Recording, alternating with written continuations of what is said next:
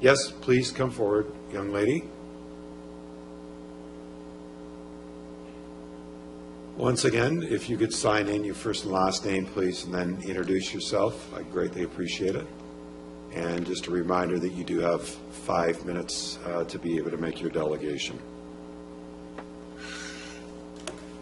My name is Kathy Cumming, and I reside in Oshawa. Thank you.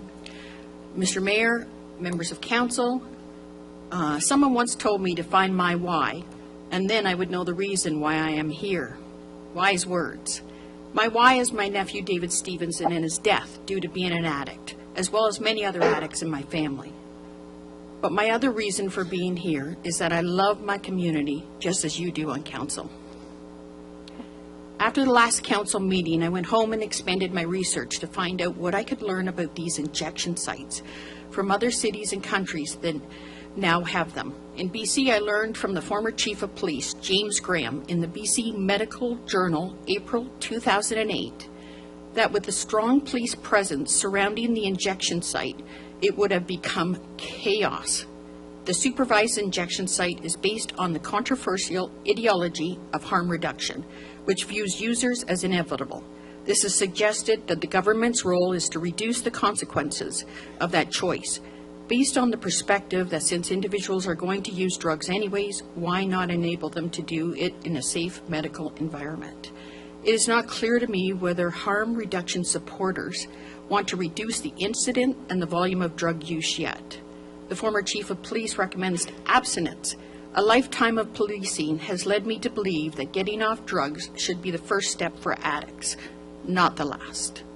In locations where supervised sites have had positive outcomes, there have been accompanying strong support from the police and the courts. For those areas surrounding the site, this means that if an addict chooses to inject outside the SIS site, there are immediate repercussions by the police and the courts.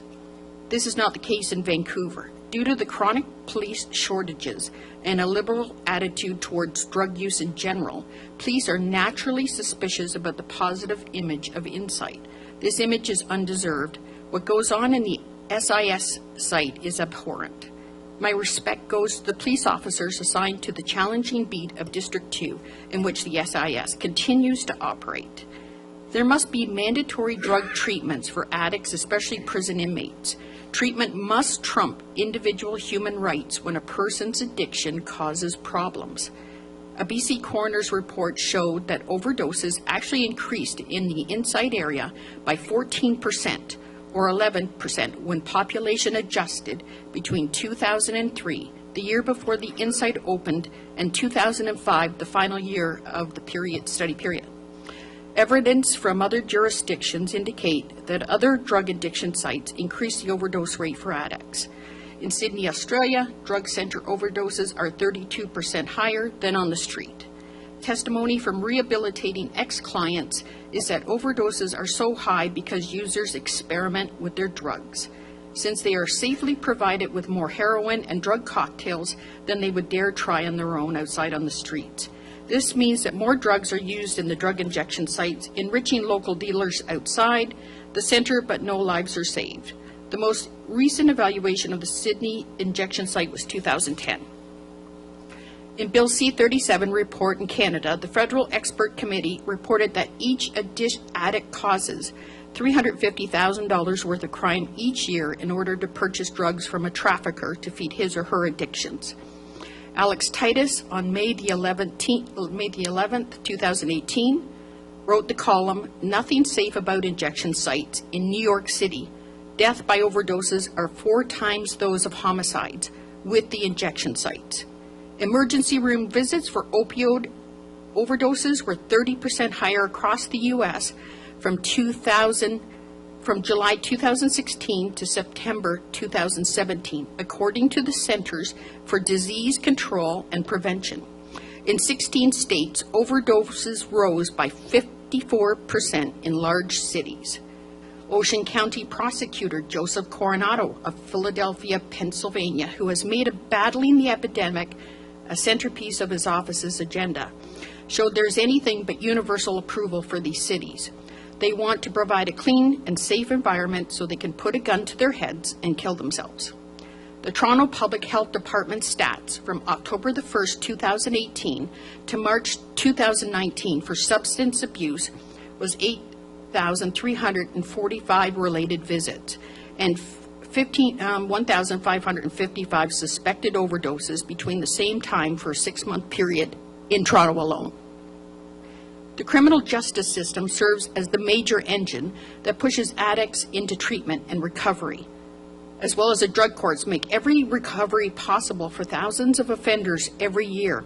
In fact, according to experts in the field in the U.S., 50% of people in treatment are there only because of referral by the criminal justice system.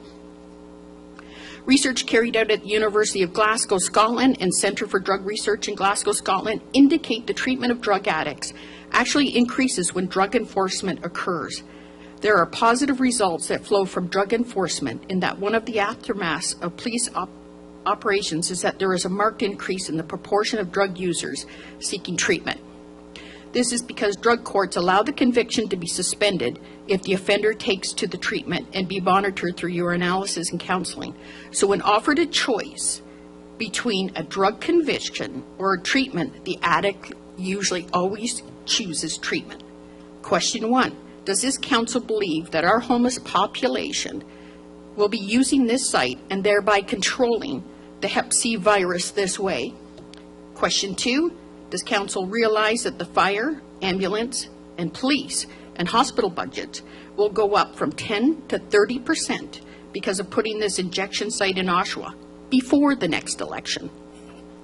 I ultimately believe that setting up a CMHA standalone clubhouse program easily available to the community, which Danielle Cullen has talked extensively about for years, will help to bring hope back to the community that suffer with mental health challenges. Kathy, I need you to wrap up, please. Okay. Thank you.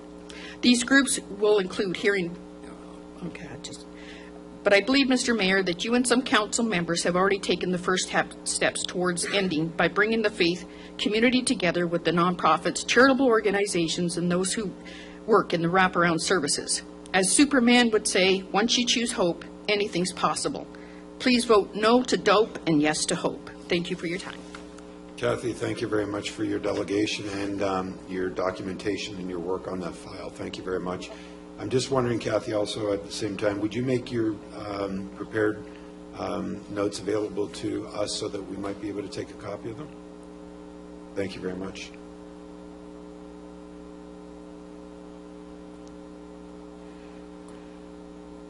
Continue on the right side. Anyone else? Please come forward. Young lady there. Can't see, sorry. Good evening. Good evening. Could you sign in, please? Yep. And then introduce yourself, your first and last name. I'm Anna Graham. I've been a resident of Durham Region for about 12 years, and I work in the downtown core at a social service organization. Beautiful. Welcome, and you have 5 minutes for your delegation. Thank you for being here. Thank you. So I'm going to be very brief because I want to emphasize the importance that this is a crisis that's affecting all of us. And if you think that no one in your family or friends or social circles is not doing drugs, then you're wrong and you're diluting yourself because it affects all of us in some way. I just had a family friend pass away from an opioid overdose a couple weeks ago, and I feel like if we had a situation at site like this where we can openly talk about our issues, that this may have been prevented. And I just want to say that we can't say we're compassionate people if we don't think about our most vulnerable people, and these are people that can benefit from a site like this and should be given the tools to make their own decisions at their own pace, and we can't expect everybody to just want to quit cold turkey because that's not realistic for everybody's situation. And this matters more than increases in budgets and what it's going to cost the citizens of Oshawa or Durham Region in general, because people are dying, and I think it matters more than money and politics. Thank you. Thank you very much for your delegation, and thank you for sharing your personal experience. I greatly appreciate it. I'm going to continue on the right-hand side. Young lady, if you'd like to come forward, please.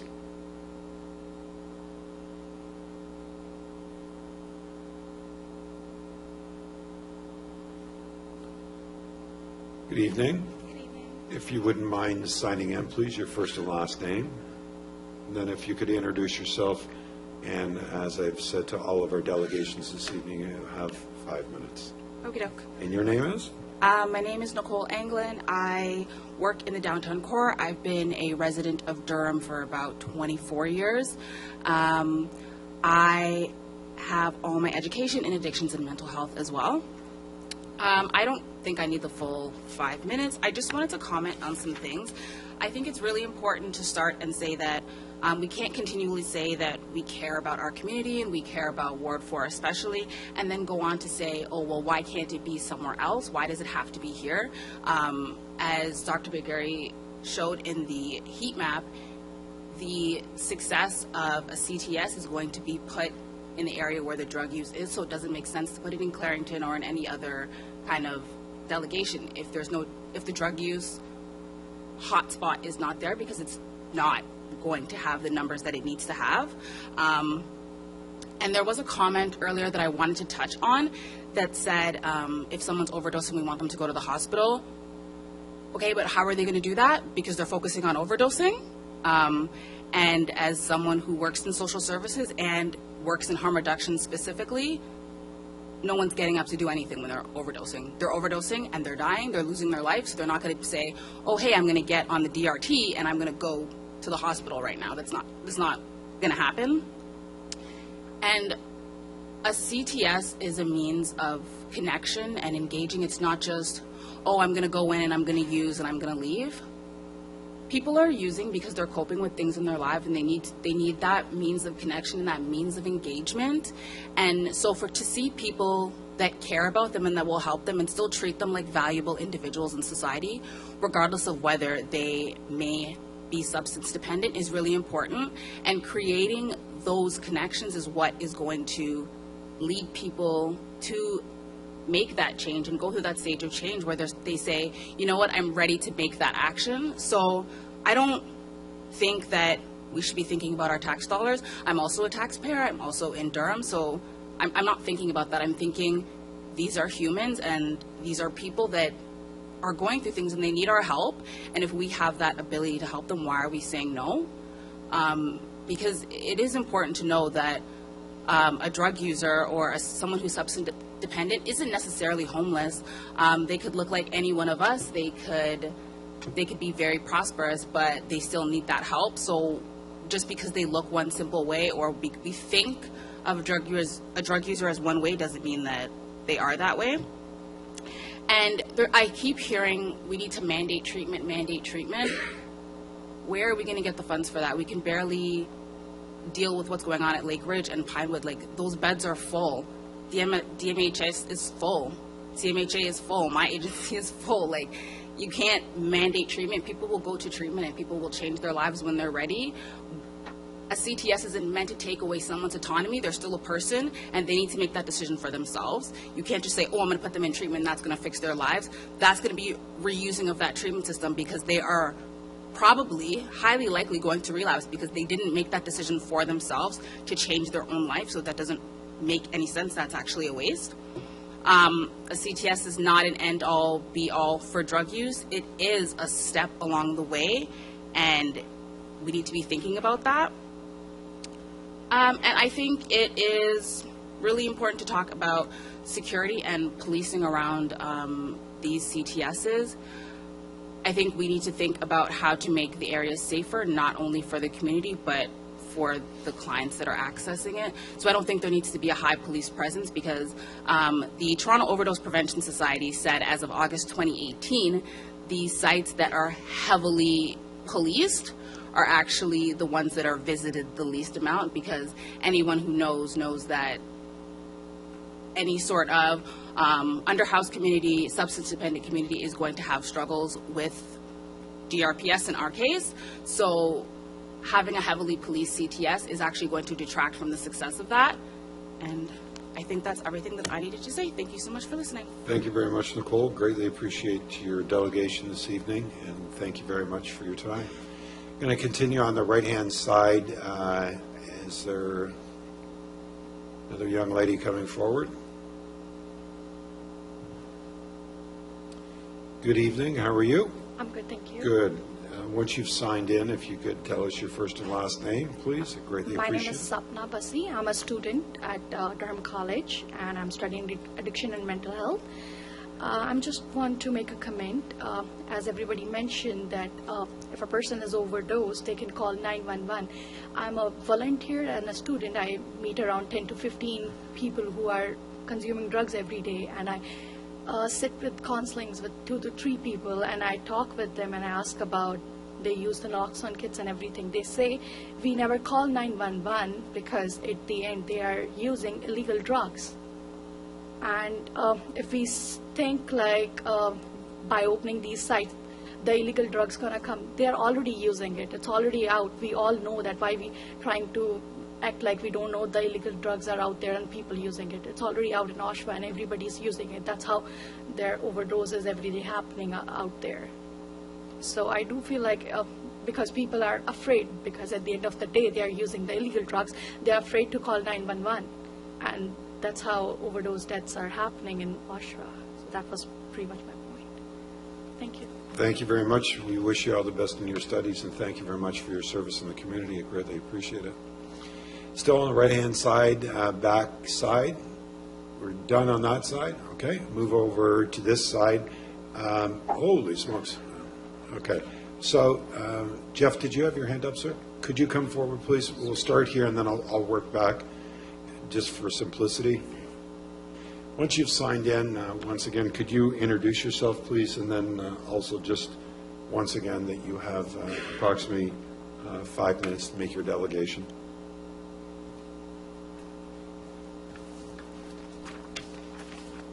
Thank you.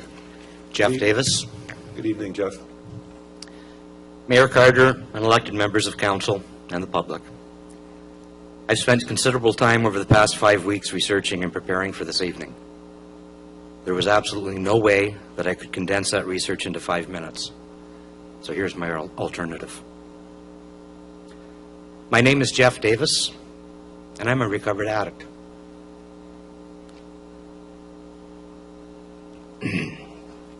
At the age of 17, I suffered a life-changing injury.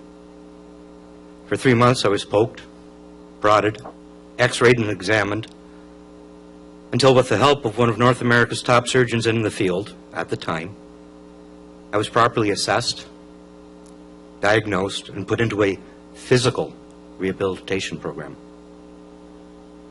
Simply put, I was told, as long as you can continue to walk, don't go under the knife.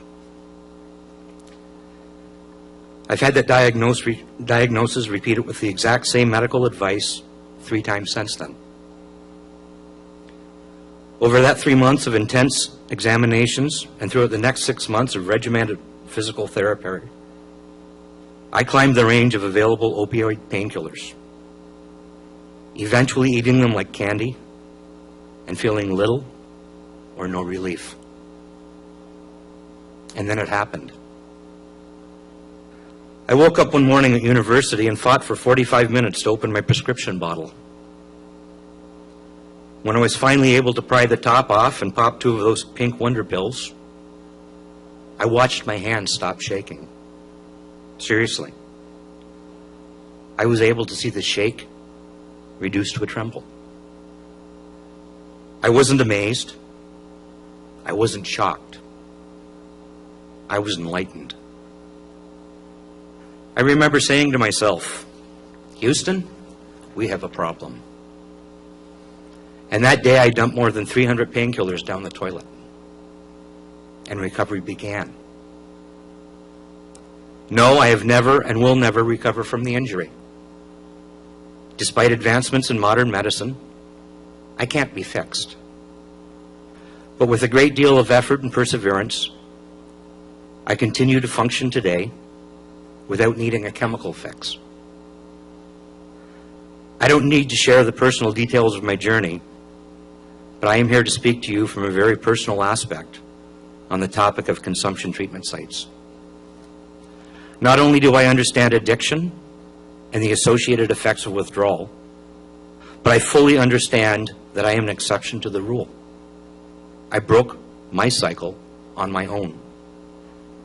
I was fortunate to have some great family, friends, and medical supports along the way to ride out the storm, to encourage me, to inspire me, and to accept me. I've also lost a cousin to an opioid overdose within the past 15 months. I've seen the pain, the humiliation, the despair that affects the lives of the families of addicts. My experiences are not from a book. They are lived experiences. They are personal, they are painful, and they are emotional. I can't and I don't want to imagine where I would be, or maybe no longer be, had I continued my overuse of prescription opioid painkillers. The threatened wheelchair of my specialist would possibly have been a welcome relief to what I could have become. However, I do know one thing for sure. If I had continued down that path of prescription painkillers, whose effects were already waning, I wouldn't be here today to speak to this issue. Mayor Carter, I'm willing to bet you will agree with me that the only path to rehabilitation is abstinence. But for many, it's the path to the abstinence that is the biggest challenge. Providing an addict with a false sense of safety in a safe injection place is not promoting recovery. Trained medical staff and naloxone to bring me back to life isn't going to help me decide to seek help, counseling, and rehabilitation. Coddling me wouldn't have given me strength to fight through withdrawals, pain, mental anguish, depression, lost life experiences, hopes and dreams, and desires. It wouldn't have taught me that some things are worth fighting for, and never give up. Never give up on yourself, especially. Over the past 5 weeks, I've researched this proposed CTS plan, and I had a scathing amount of information that I wanted to bring forward. But I know at least half of you already have your mind made up on how you will vote on this issue. I know that it's probably too late to change opinions, and the public really doesn't want to know the truth. But I have this to say about the process. Lakeridge Health has been unsuccessful in the past 2 years to reduce their metrics in the areas of repeat ER visits. Lakeridge Health has listed as a goal to reduce the number of repeat ER visits related to drug use. This process appears to be entirely about bean counting and correcting those metrics that are used as a measurement of success, rather than treating the disease of addiction. It was 1 year ago that staff from the city brought forward DS 1867, Zoning Review for Supervised Injection Sites. That document provided a grocery list of what needed to be done in order for council to vote on a proposed location for an application for a safe injection site. I understand that the change in provincial government meant some changes in the application process, but as is so typical in Oshawa, a major decision comes to council with a minimum amount of time and information to allow for proper due diligence. I have studied the application process and the application guide. Lakeridge Health has come before you in the proverbial 11th hour, hoping to force your decision. It's a common error of our past councils. Staff knows it. It appears outside agencies know it. While there is significant data to suggest that opioid-related deaths are increasing, they come nowhere close to the leading causes of death in Canadians as recorded by StatsCan. There is no evidence presented to show that an immediate approval or refusal will make a significant difference at this time. There is no measurable data to prove this rushed proposal will work in Oshawa, There is no available evidence that the Lakeridge Health team has received the input of the DRPS, a requirement of the application process. And if they have, as the taxpayers that fund the DRPS, where is that report? What does it say? How much will the associated costs of policing be? Where is the accountability and transparency that this council has promised us? I'm all for addiction resource funding. I'm all for harm reduction programs. However, I'm not convinced that this program, funded by whatever level of government with taxpayer dollars, will be an effective use of my money. As elected representatives of the taxpayers of Oshawa, you were granted the oversight of our financial stewardship. In the past, the councils of the City of Oshawa have not been very good at that. Through you, Mr. Mayor, I am asking this council to turn down this request from Lakeridge Health at this time. This is one of those projects that will spread like wildfire, like a disease, like the methadone clinics, that will take unknown and unlimited tax dollars, that will exacerbate the issue with no measurable outcomes. It cannot be approved without considerable and sufficient information. It requires far more community engagement, transparency, and accountability. I am Jeff Davis, and I am a survivor. Thank you very much, Mr. Davis, for your delegation and also the willingness to share your personal journey, and I thank you very, very much for that. Mary, did you have your hand up? I'm going to try and get over this way. I can't see everybody over there. First, yeah, come forward. What did you say?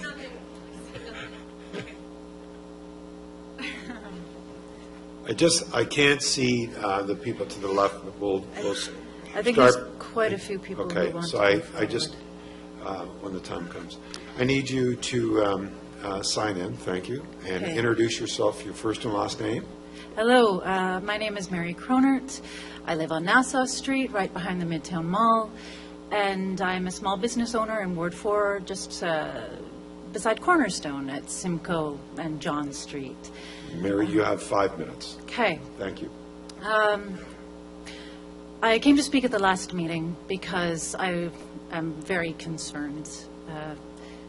Concerned for my business, where this past summer we picked up over 200 syringes on our property, and we would have to come early in the morning to do so.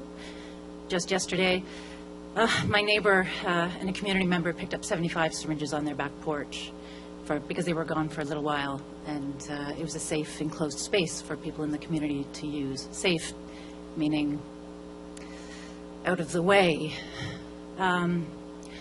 I don't want to pick up any more syringes on my property. I certainly don't want to come to work one day to find someone dead. But these are things I said at the last meeting.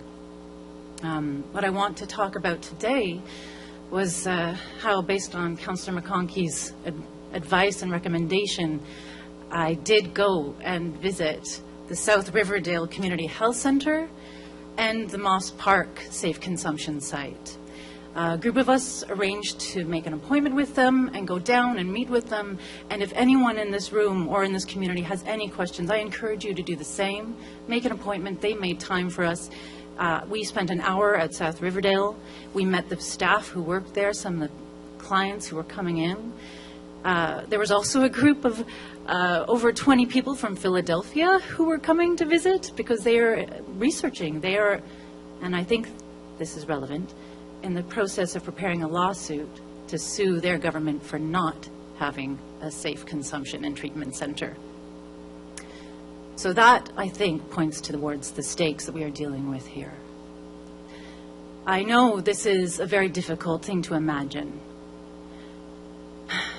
And everyone's wellness journey is different. And it's really hard in a binary world to understand that someone's wellness journey might mean being an addict, some kind of addict for the rest of their life. What I am trying to do here today, and what I'm hoping other people do as well, is try to understand and not judge.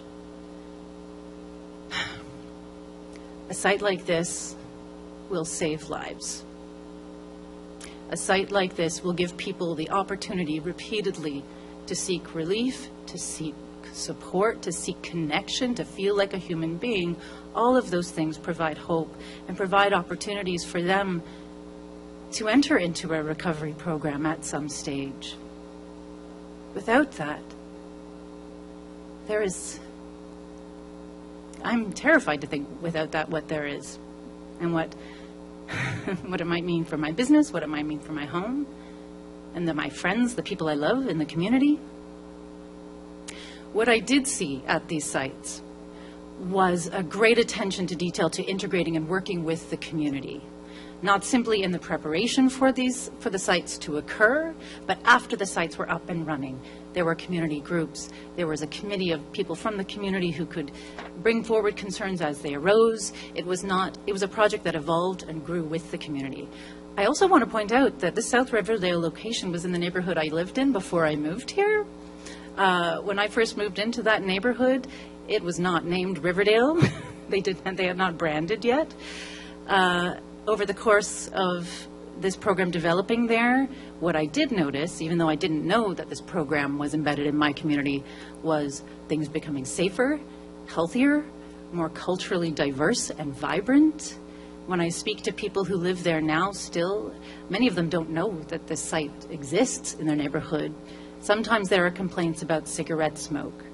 That seems to be one of the biggest concerns. But they have worked and partnered with other organizations to cover areas that might get missed, such as picking up syringes for people who choose to use at night or who have to use at night when these services are closed. They found ways to partner with all the amazing supports that we have here already that are willing to help, the living room included. They found ways to leverage the human resources that are there to patch up things while things move forward. While that is happening, people are not dying as much. Yes, people will die, but at these sites they are not. And I think that is something we need to remember, because someone can't seek treatment if they are dead. And I think that might be all I can remember at this moment in time. Thank you very much, Barry. I greatly appreciate it. Thank you for the work you do in our community, and thank you for your reflection this evening. We greatly appreciate it. Would you like me to leave this package with you? That would be great, if you don't mind. And our clerk, if you'll just leave it there, I think our clerk will come and get it. Okay. But any material that is made available, we'll make sure that all members of council get a copy, okay? And please, everyone, visit if you can. They are wonderful people. Just arrange a time to go before you go. Yeah, thank you. Mr. Mayor, on a point of privilege, Yes, sir. I had indicated earlier in the meeting that I had to leave at 10. Fortunately, I've made other arrangements, and I will be here to the end of the meeting. Oh, thank you. Thank you. Family member? Oh, okay. Sorry. Front row again. Young lady with the sunglasses, I think, on. You could sign in, please.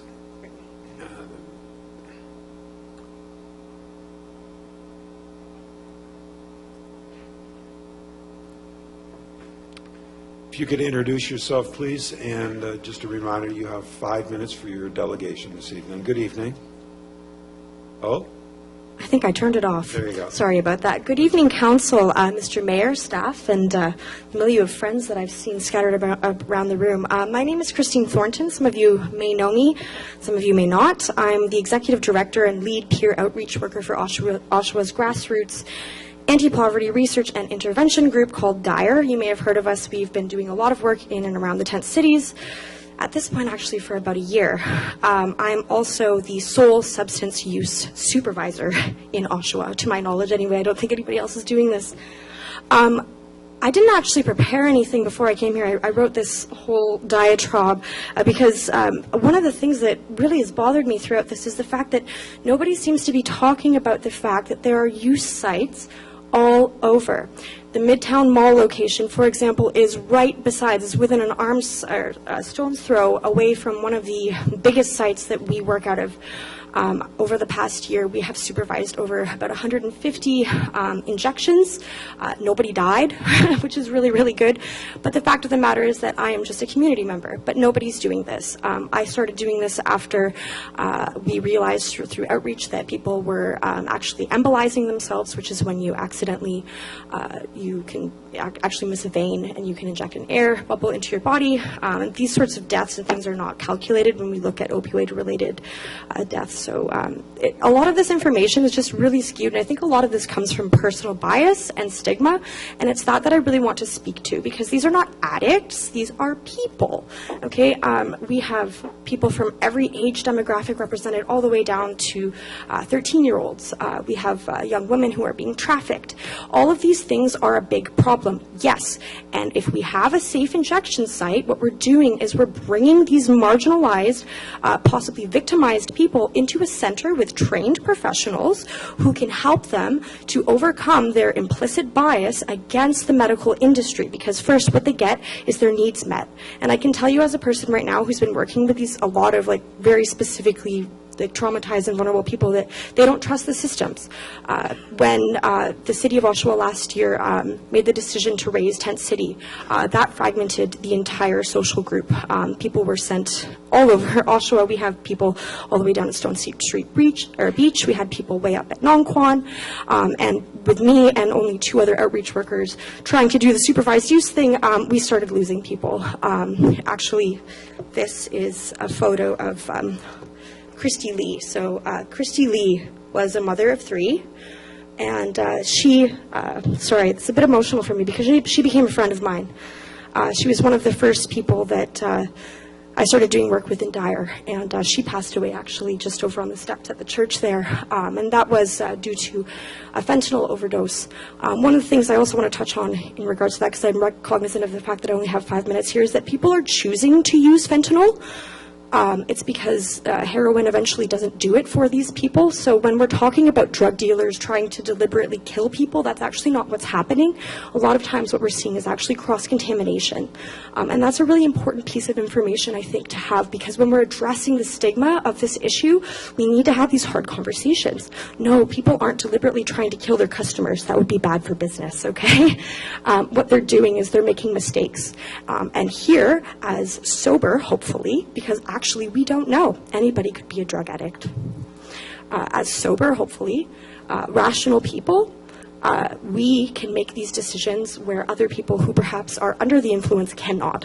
And I think that at this point, considering the number of people who are dying, I believe I read recently that there were 600 deaths in the first 6 months of last year in Ontario alone.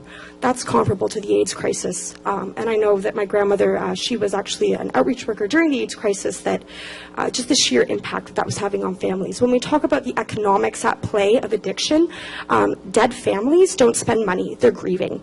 Dead families don't care about the BIA because they're dead, and sometimes these things happen. I know Christy Lee, she didn't want to die. She actually wanted to be here tonight. Her and I had many conversations about opening up a supervised use clinic here. And in fact, I was supposed to meet with her the day that I found out that she was deceased, and that shook me. It did. It's difficult to be a social worker because you do eventually sometimes get close to people. And I mean, that's sort of one of the negatives of this, but it's that closeness, I think, that we need to remember. These are community members. You know, these are not addicts. These are not some sort of separate community within our community. We are all Oshawa, right? They're part of Oshawa. And that's all I have to say. So thank you. Thank you very much for your delegation, and thank you for your work in our community. We greatly appreciate it.